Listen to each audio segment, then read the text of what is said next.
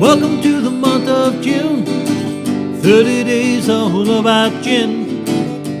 Shining a spotlight on craft-made Canadian. Fun facts and proper tastings, live cocktails Friday afternoons. Discover 14 different brands and be influenced by me. Song for roll. That's right, I'm a song for roll. Well, hello everyone. You are all very welcome to join me for this 16th day of June, my 30-day salute to gin during the month of June. Now, as I continue my sojourn in shining a spotlight on craft-made Canadian gin, today I'm off to Guelph, Ontario for a look at and a taste of Spring Mill gin. Now, one of the first things to likely catch your eye on this bottle is the name printed below the word gin.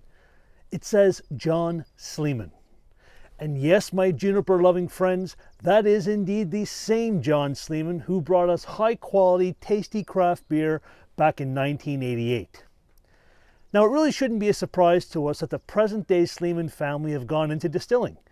You see, way back in the 1830s, when John H. Sleeman started his brewery, he also started a distillery named Spring Mill. The success of the brewery back then really exceeded that of the distillery, so after a short 2 years, Spring Mill itself was closed, and truthfully was pretty much forgotten about. Now fast forward to around 2015 when John W. Sleeman and his family were getting things set up to create a distillery of their own. They had the scope, they had the scale, all that's good stuff about their distillery and its structure, but they were missing a name. Now, purely by chance, one of John's daughters was walking one of the hallways at Brock University in St. Catharines, Ontario, after dropping her son off at school. And she came upon an old photograph of, get this, Spring Mill Distillery with the words founded by John Sleeman on there. Now, while the present-day family was surprised to learn of this, it really took no time at all for them to adopt and, essentially, resurrect the name Spring Mill. Now, folks, I have a very special treat for you all today. I was extremely fortunate to be able to speak with one of John Sleeman's sons, Cooper Sleeman, and to have Cooper share some great info regarding the inspiration behind starting the distillery and about why and how gin production plays in. Here's a bit of our conversation. So for many Canadians and for, let's be honest, most folks in Ontario, when we hear the name Sleeman, we usually immediately think of, top-notch, tasty craft beer. But since January 2019, something a little different has been, brewing with the Sleeman family.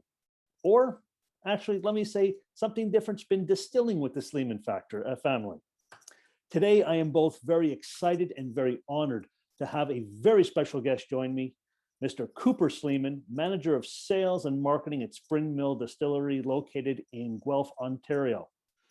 Cooper, welcome to Gi-Une, my 30-day salute to gin, and thank you for joining me today. Paul, thank you for having me. I'm looking forward to being here. Awesome stuff. This is wonderful, wonderful. Ontario distilling royalty here in the house, folks. I don't know about that, but that's fantastic. Thank you. Indeed, a treat. So, Cooper, I've read that your dad, John W. Sleeman, started, or rather, let's say restarted Spring Mill Distillery, all in the goal of creating a legacy that's built on the production of small town, high quality, and honest spirits. So with that in mind, my first question to you, Cooper, is what prompted the Sleeman family to include a gin in that legacy?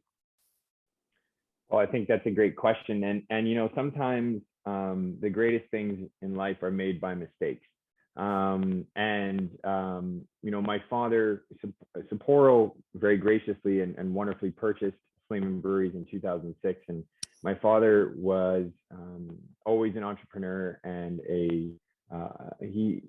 that was his baby, and he's still there. He works there every day and still very much a part of the Sleeman family and the management group there and the things that happen. But after 2006, he had always been interested in continuing on that family legacy and giving both my brother and I, my sisters, and an opportunity to continue to be in the industry and continue on the family name.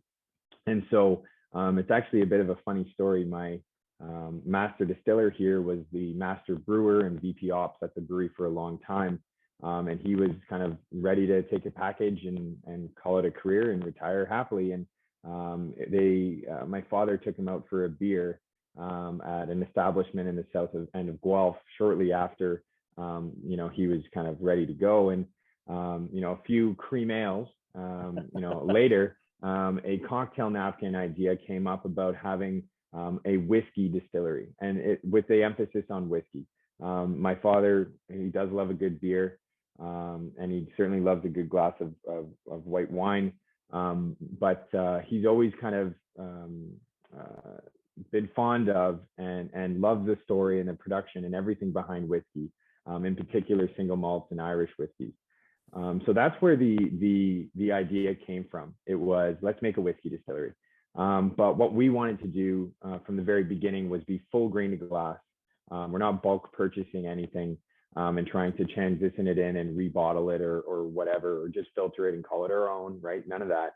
And I think it didn't take long for my father to realize that, good things take time, in particular with whiskey. And what can we do to ensure that we can continue to lay down whiskey and have the money to stay open while the whiskeys mature? And oftentimes with other distilleries, they keep the lights on with the use of white spirits. And with the turnaround here in our facility, if we just focus entirely on our gin production or our vodka production, we're only a couple days from the grain coming into the silo to us bottling. Whereas whiskey, our youngest whiskey that's going to come out is going to be about 3 years and 1 day, which is actually about a year from now, which we're very excited about. And then we have various other single malts that will be 7 years old, and so on and so forth. But my father, of the white spirits, he's a gin drinker. He's a good gin and tonic kind of guy. So emphasis on a good gin was really important to him and us. If we're going to put our name on anything, the Sleeman name on anything, it better be the best possible thing we can put in a market. And so having a really high quality gin was absolutely important to us after we realized that we needed something to keep the cash flow going and to keep the lights on for the 4 years, 3 years that it would take for us to have our whiskeys available. And from there, it's grown into this passion about gin and putting the best possible market on. We have not only our white spirit core offering gin, which is on the shelf behind you there, and in the LCBOs and in Quebec and in Alberta, but we also have a pink gin that uses a juice that we press just out of town here from berries that are called Hascat berries that were made available to us, and we press that fresh, and we have that available just here. As soon as this call is over, I'm actually going into a room just down my offices here to sample various barrel-aged gins that we've had in barrels, various different barrels for the last year to year and a half. And we already have another barrel-aged gin in the market right now, but the pink gin and the barrel-aged gin are things that are only available here. So yeah, I mean, it's become a passion here. We have a serious following. People really, really love our gin. And it's the unique mix of botanicals and everything that's kind of come together. Alrighty, so excellent background and excellent insights. It is very easy to see and even feel virtually that passion, conviction, and dedication that Cooper and I'm sure the entire Sleeman family has for ensuring that anything and everything that they produce and put their name on is of the highest possible caliber. Now next, I wanted to talk with Cooper a little bit about the recipe and about some key and, well, let's call them unique ingredients that are a part of Spring Mill Gin. Specifically, the red winter wheat that they use as the distillate base for their spirit, and also sea buckthorn that they use in the recipe. Yes, folks, sea buckthorn. Check it on out. So Cooper, about the recipe. Now we talked about the motivation behind it, but the recipe itself, and I've got a little here in my glass because it's never too early to taste good gin. And amen. In terms of the recipe for the Spring Mill Gin here that I have, if I've got this right, you guys are using red winter wheat as the base for the distillate, or for the alcohol, right? Because we need a grain, or we need something with sugar to make alcohol. So you're using red winter wheat. And there's also a bit of a different ingredient in here, one that we don't come across along, called sea buckthorn. So, I got to ask, first off, who thought of using sea buckthorn in your gin? And not that it's a bad thing, but it's certainly different and unique. And was there a compelling reason to use red winter wheat for the base versus corn or other grains that some other gin producers use? Absolutely. I think that's a good question, and clearly you've done your research. The soft red winter wheat. Let's start with that. It's the base of any alcohol is exceptionally important. A lot of vodkas, a lot of gins, they use corn traditionally to make their distillate, because in particular with gin, you can hide a lot of the imperfections that might come with a corn-based product. What we wanted to do was start off with a good foundation. We tasked taste panels and worked actually closely with a firm out of London, the UK, to come up with what would be the best mouthfeel grain that results in a good mouthfeel. And oftentimes the best spirits, whether it be vodka or gin, often taste best or score best when they use a wheat, because of that rich mouthfeel. Oftentimes you get that buttered toast kind of note.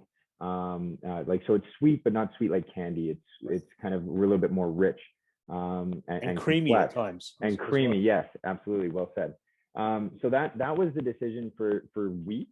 One of the reasons that we went with soft red winter wheat, despite our production challenges with it, it can be quite sticky in our column still and provide many problems for us on the inside. But it's important that we're delivering the best quality product. So if we need to struggle a little bit to make it happen, I think the customers will like that. And the soft red winter wheat is traditionally sourced actually from southwestern Ontario, and if we can't get it there, we get it from Alberta. The previous couple summers have been a bit wet, and so we've had to source it from Alberta, but it's always Canadian. So we wanted that rich, creamy mouthfeel with a wheat that was uniquely Canadian, and sourced as close to the distillery as we possibly could, because that's important to us. There's some fantastic grains, there's some fantastic botanicals that grow right around us here and coast to coast in Canada. We wanted to make sure we were showcasing those. On the sea buckthorn, it is a unique botanical. We call it our little secret weapon. We actually tasked a number of people in the industry, elite bartenders out of the GTA in Montreal, to kind of give us an influence on, or give us the opportunity to showcase something that they were working with that was unique and not very well known. Sea buckthorn is used, from what I understand, quite a lot in Newfoundland to make pies and so on and so forth, and it grows there abundantly. But we're very lucky to have some here available to us in southwestern Ontario as well. And we thought it gave us that unique punch of citrus, of a dry kind of orangey citrus that you couldn't really get from anything else.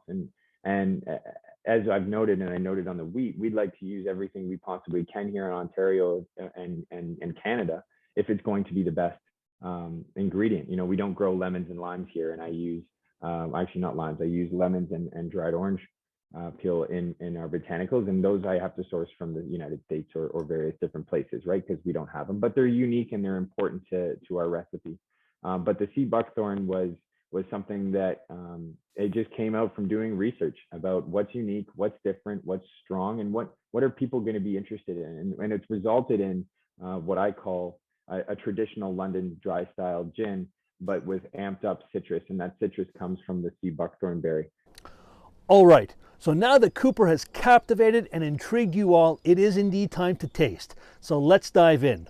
Right, we're going to calibrate our olfactory senses, our nose. We're going to bring the glass up 3 times just to get our nose ready so that we can take a big 4th sniff and really see what's going on in the glass. Here we go. 1, 2, 3, all calibrated, and so very citrus forward right away for me, right? I'm getting lemon, lime, those are what's popping out. And then I'm getting that sea buckthorn, right? Which to me is giving me an orangey, mango-y type aroma, but not in a sweet way. You know, really, it's different for sure, but it's still bright and dry, right? Not sugary. Very interesting. The juniper is here, folks. Make no mistake about it. Now I'm getting some light herbal notes, a little bit of grassy notes, a bit of anise and licorice are coming through. And that's all followed by a little earthy tones and some spice. Cinnamon as a spice comes to mind. You know, quite lovely and quite balanced. All right, so now it's time to taste, right? We're gonna swish it around, we're gonna coat our mouth and get those 5 flavor receptors firing. Sláinte.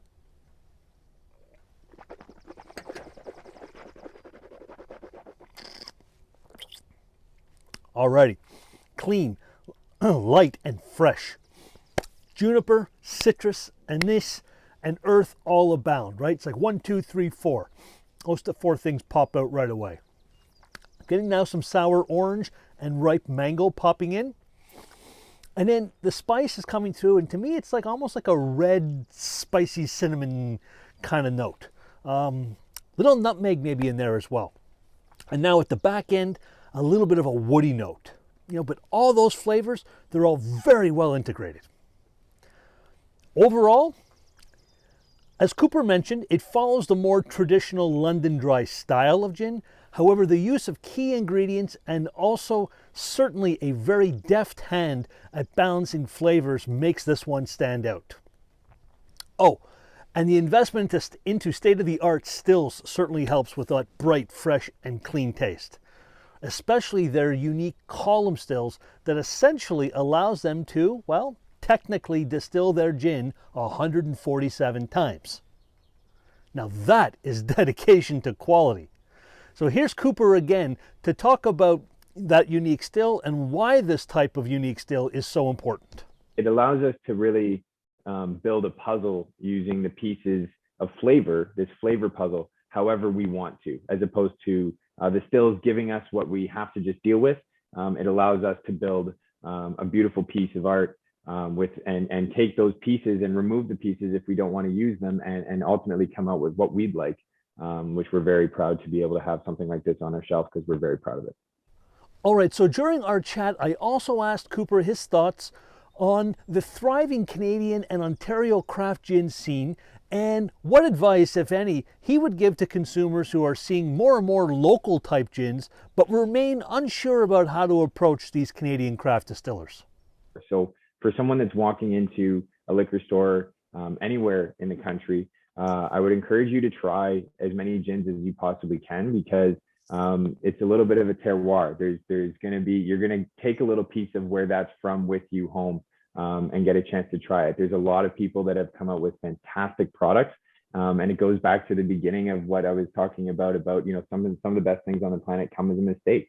You know, I've heard stories of guys throwing things in by accident into their stills here in Ontario, and out comes this beautiful aroma gin that you couldn't even conceive beforehand. And there's a lot of them out there, and it's very exciting for that industry, and for everyone as a whole. I think that, you know, we're going to be putting ourselves on the map pretty shortly from a global perspective on what we can offer here as a country in terms of our gin. All right, folks. So, like what you've been hearing about Spring Mill Gin, right? You want to know how you can get it?